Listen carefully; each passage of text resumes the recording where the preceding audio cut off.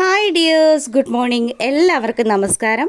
മഴ തോരും മുൻപേ സീരിയലിൻ്റെ ഇന്നത്തെ കിടിലനൊരു വിശേഷത്തിലേക്ക് എല്ലാ കൂട്ടുകാർക്കും സ്വാഗതം കേട്ടോ.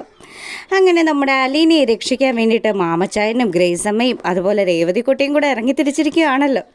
അവരിതാ കുറുവിലങ്ങാടുള്ള ഗ്രേസമ്മ ആൻറ്റിയുടെ ആ സ്വന്തക്കാരുടെ വീട്ടിലെത്തുക. അപ്പോൾ പുള്ളിക്കാരനെ കാണാനായിട്ട് അവർ വെയിറ്റ് ചെയ്ത് അങ്ങനെ നിൽക്കുന്ന സമയത്ത് മാമച്ചായൻ നമ്മുടെ ഗ്രേസമ്മയോട് പറഞ്ഞു, എടി ഗ്രേസമ്മ, നമ്മളിവിടെ വരെ വന്നത് വെറുതെ ആകുമോ? കാര്യങ്ങൾ നമ്മൾ ഉദ്ദേശിക്കുന്ന രീതിയിൽ എങ്ങനെ നടക്കുമോ? നിങ്ങളൊന്നും പറയാണ്ടിരിക്കുക, ഞാൻ ആദ്യം അദ്ദേഹത്തെ ഒന്ന് കാണട്ടെ. എന്തായാലും പുള്ളിക്കാരൻ ഇവിടുത്തെ DYSP ആണല്ലോ, അതുകൊണ്ട് അദ്ദേഹത്തെ കണ്ട് സംസാരിച്ചു കഴിഞ്ഞാൽ ചിലപ്പോൾ കാര്യങ്ങൾ നടന്നാലോ. അയാൾ സ്റ്റേഷനിൽ വിളിച്ചു പറഞ്ഞാൽ അലീനെ ചിലപ്പം വെറുതെ വിടാനുള്ള സാധ്യതയൊക്കെ ഉണ്ട്. അങ്ങനെ അവർ കാത്തിരിക്കുക പുള്ളിക്കാരന് വേണ്ടിയിട്ട്. ഈ സമയം നമ്മുടെ രേവതിക്കുട്ടിക്ക് നല്ല ടെൻഷനുണ്ട് കേട്ടോ. അവൾ പേടിച്ച് അവിടെ ഇരിക്കുന്നത്. ഇവിടെ വന്നിട്ട് അദ്ദേഹത്തെ കണ്ട് കാര്യങ്ങളൊക്കെ ബോധ്യപ്പെടുത്തിയിട്ട് കാര്യം നടന്നു കിട്ടിയാൽ മാത്രം മതിയായിരുന്നു. അല്ലേ ആൻറ്റി? ആ ഒരു രീതിയിൽ നമ്മുടെ രേവതി ആൻറ്റിയോട് സംസാരിക്കുക. നീ സമാധാനമായിട്ടിരിക്കും മോളെ, നമുക്ക് അദ്ദേഹത്തെ കാര്യങ്ങളൊക്കെ പറഞ്ഞ് ധരിപ്പിക്കാം.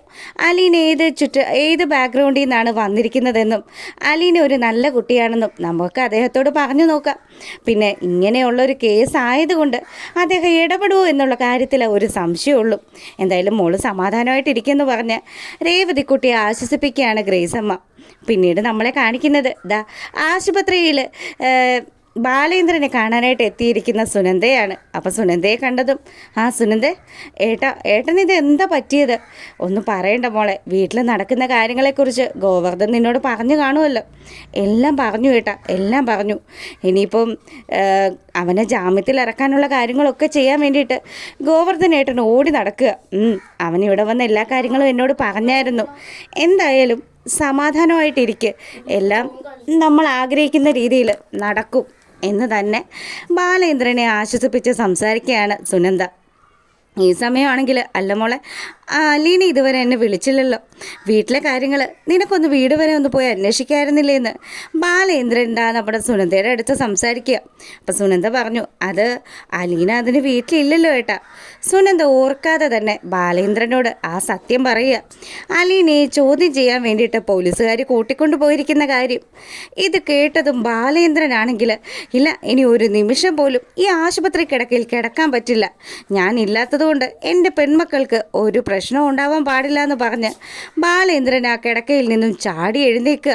അപ്പോഴത്തേക്കിനും അവിടെ ഡ്യൂട്ടിയിലുണ്ടായിരുന്ന ആ ഒരു നേഴ്സും ഡോക്ടറും ഒക്കെ ഓടി വന്നു. എന്താ മിസ്റ്റർ ബാലേന്ദ്രൻ നിങ്ങൾ ഈ കാണിച്ചു കൂട്ടുന്നത്? അവിടെ കിടന്നേ, ഇത് ഇങ്ങനെ ഈ ഒരു സമയത്ത് ഇങ്ങനെയൊക്കെ കാണിച്ചു കഴിഞ്ഞാൽ എങ്ങനെയാണ് ബാലേന്ദ്ര? തനിക്ക് അത്യാവശ്യം ബോധമൊക്കെ ഉള്ളതല്ലേ? തനിക്കൊരു മൈനർ അറ്റാക്കാണ് വന്നിരിക്കുന്നത്.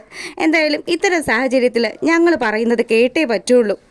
അല്ല ഡോക്ടറെ, പറ്റില്ല, എൻ്റെ മോള് സ്റ്റേഷനിലേക്ക് കൊണ്ടുപോയിരിക്കുക എന്ന് പറഞ്ഞ് ബാലേന്ദ്രൻ പൊട്ടിത്തെറിക്കുക. ഈ സമയം ഡോക്ടറും അതുപോലെ സുനന്ദയും ഒക്കെ കൂടി ചേർന്ന് ബാലേന്ദ്രനെ ആശ്വസിപ്പിച്ചു, അവിടെ കിടത്തി. അതിനുശേഷം ഏട്ടാ സമാധാനമായിട്ടിരിക്കേട്ടാ എന്ന് പറഞ്ഞ് നമ്മുടെ സുനന്ദ പുറത്തേക്ക് ഇറങ്ങുക. നേരെ വൈജയുടെ റൂമിലേക്ക് പോകുന്നത്. നീയായിരുന്നോ? എന്താടി എന്നെ കാണാനായിട്ട് വന്നത്? അല്ല, ചേച്ചി ഇവിടെ കിടന്ന സമയത്തും ചേച്ചിയുടെ ബൈസ്റ്റാൻഡറായിട്ട് ഞാൻ തന്നെയല്ലേ നിന്നത്. ഇനി എന്തായാലും ചേച്ചിയോട് മറ്റൊരു കാര്യം കൂടെ പറയാമെന്ന് വിചാരിച്ചാണ് വന്നത്. ഇവിടെ അപ്പുറത്തെ റൂമിൽ, അതായത് ICUയിൽ ബാലേട്ടനും കൂടെ അഡ്മിറ്റാണ്. ബാലേന്ദ്രനോ? അയാൾക്ക് എന്ത് പറ്റി? അയാൾക്ക് എന്ത് പറ്റാനാ?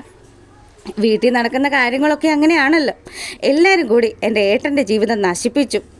ആരാടി നിൻ്റെ ഏട്ടൻ്റെ ജീവിതം നശിപ്പിച്ചതെന്ന് ജയന്തി സുനന്ദയോട് സംസാരിച്ചു. അപ്പോൾ സുനന്ദ പറഞ്ഞു, അതൊന്ന് ആലോചിച്ച് നോക്കിയാൽ നിങ്ങൾക്ക് തന്നെ മനസ്സിലാവില്ലേ?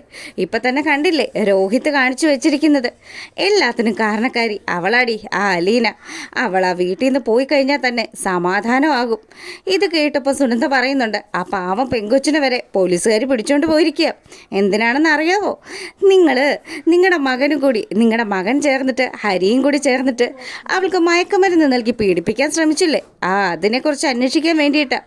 ഇനി ആ ഒരു കേസ് കൂടി രോഹിത്തിൻ്റെ തലയിലായി കഴിഞ്ഞാൽ പിന്നെ നമ്മളാരും വിചാരിക്കുന്ന രീതിയിൽ കാര്യങ്ങൾ മുന്നോട്ട് പോയില്ല.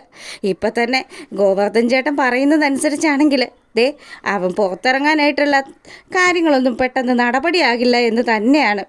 ഇതൊക്കെ കേട്ട് കഴിഞ്ഞപ്പം വൈജയുടെയും ടെൻഷൻ ഇരട്ടിയാകുക.